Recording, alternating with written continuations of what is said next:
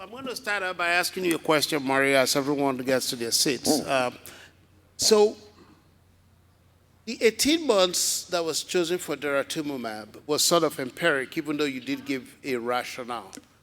So in terms of treating patients right now, when you have a patient who has organ dysfunction and maybe they're improving, but they haven't, quote unquote, normalized, is it unreasonable to consider continuing Daratumumab beyond 18 cycles or 2 years of therapy?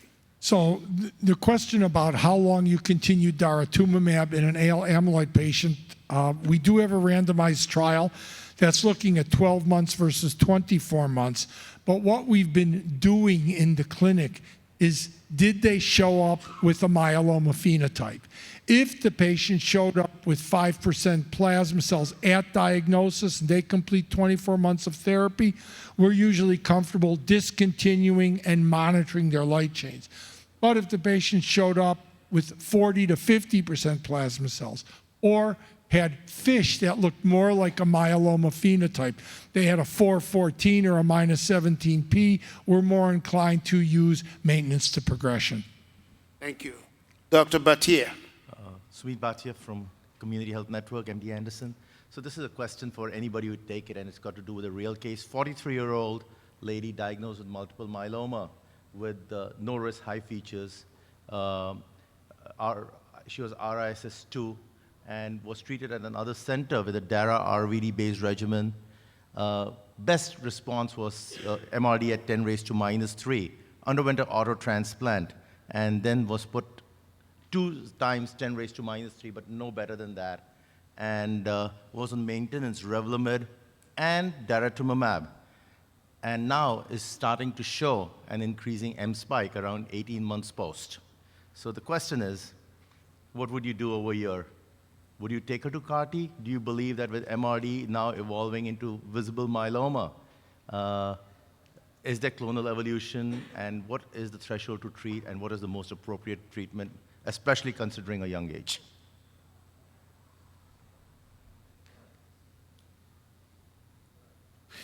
I guess the young man from New York is taking the answer, right? All right, so it's working. So I have a question.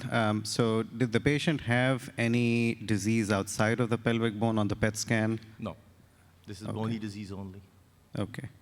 All right, so the answer is this patient would qualify as a functional high-risk patient because they are progressing within the first 2 years of diagnosis despite receiving optimal treatment. And this patient should be considered for cilta-cel as the next line of treatment. I would also say that it would be a good idea to marrow and do additional analyses for FISH and even maybe do a gene mutational panel to understand what the disease biology is, because it could have evolved.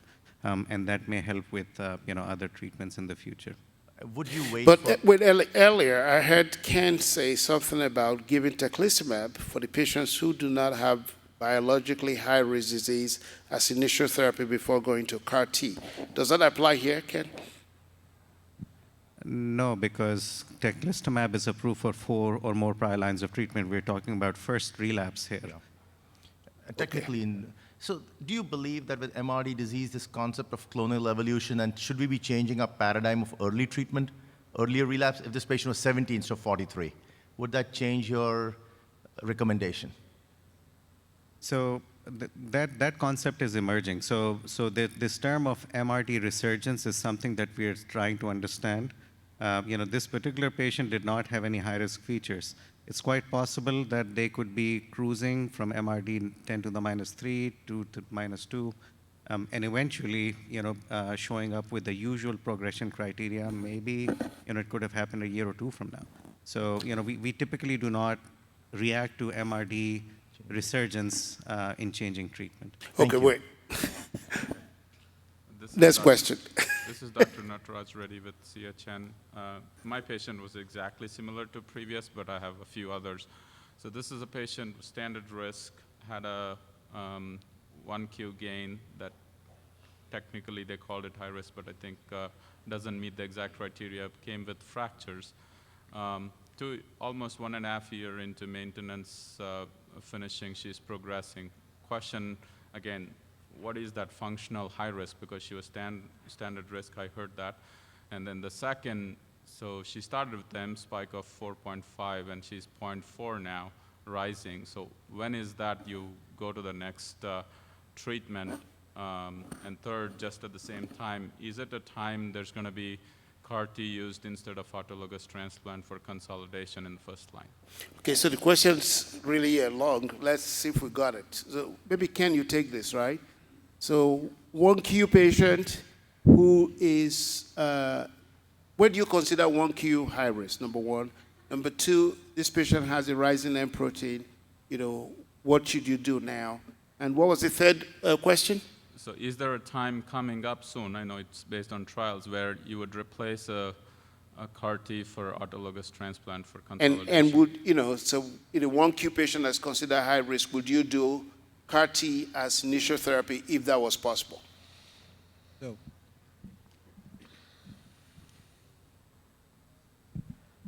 So I think in terms of 1Q, the revised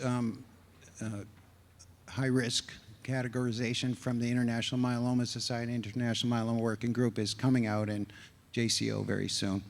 But in terms of 1Q, as an isolated finding, it's not really considered by itself to be high risk anymore. It has to be associated with something else. For example, translocations are, in the context of translocations, 1Q abnormality would be high risk. In terms of when to intervene, we in myeloma used to wait for CRAB features. You remember? Yeah. Calcium kidney Re-crabbing. Yeah. We don't do that anymore. And so we have sort of slim CRAB where we find abnormalities before CRAB in terms of the M protein or the free light chain ratio or sensitive bone imaging finding some lesions.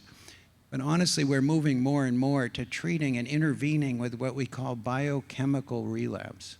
So just to your question, when you start to see the M protein rising, it does need to be sustained and persistent because these proteins can vary, as all of you know very well, related to infections or stress or other issues. But if it's truly, and then that would trigger a reevaluation with a bone marrow exam and also PET imaging.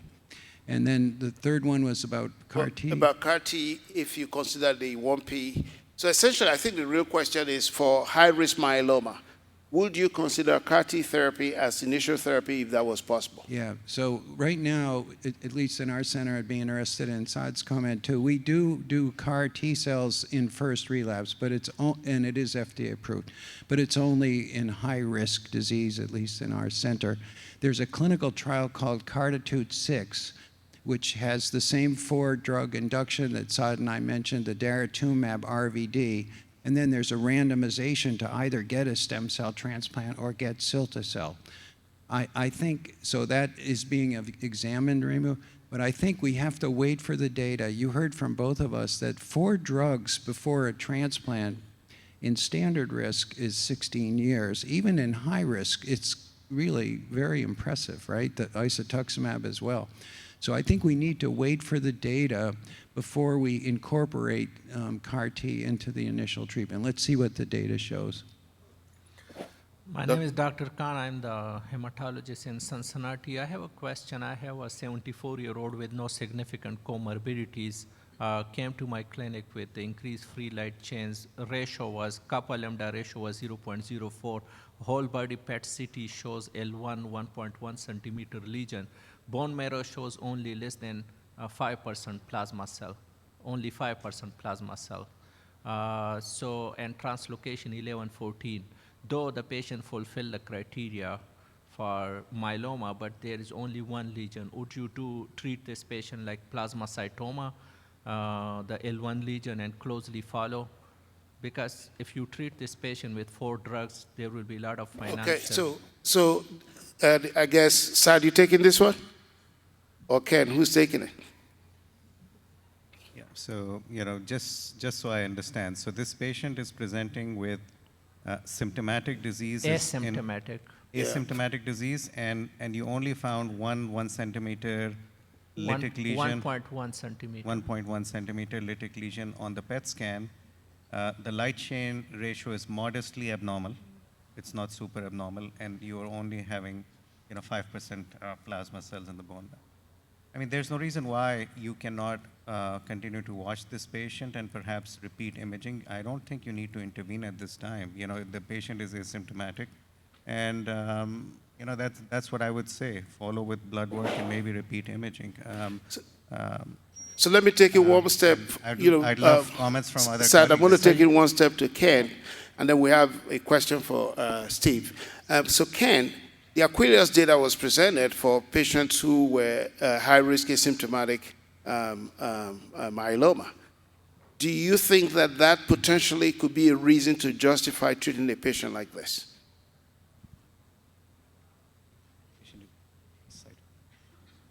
Same pattern, same setting. Yeah. I do think we are influenced by it, but no, I don't think so. I think, we just redid the high-risk criterion. What does that tell you? It tells you that as we've developed new therapies, high risk becomes modified as well. So I think in this patient, it's so important to see what the biology is, follow the patient, see what the pace of the disease is before intervening, in my view.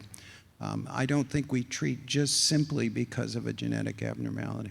So Steve, I have a question for you. The question I have is that, as you know, Palumbo presented data with bortezomib and bortezomib-containing regimen for the treatment of Waldenstrom's at ASH.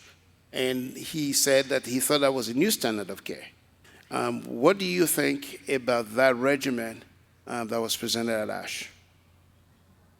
Which regimen are we talking about? The data that Palumbo presented at ASH, where they gave bortezomib-containing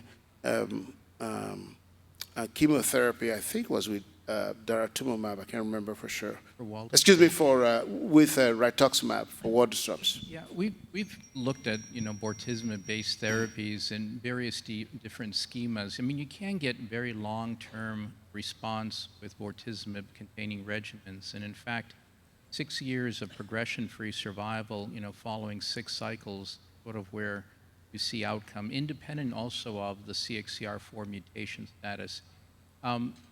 I think what excites us is it has a place in the treatment of Waldenstrom's, independent or agnostic of CXCR4.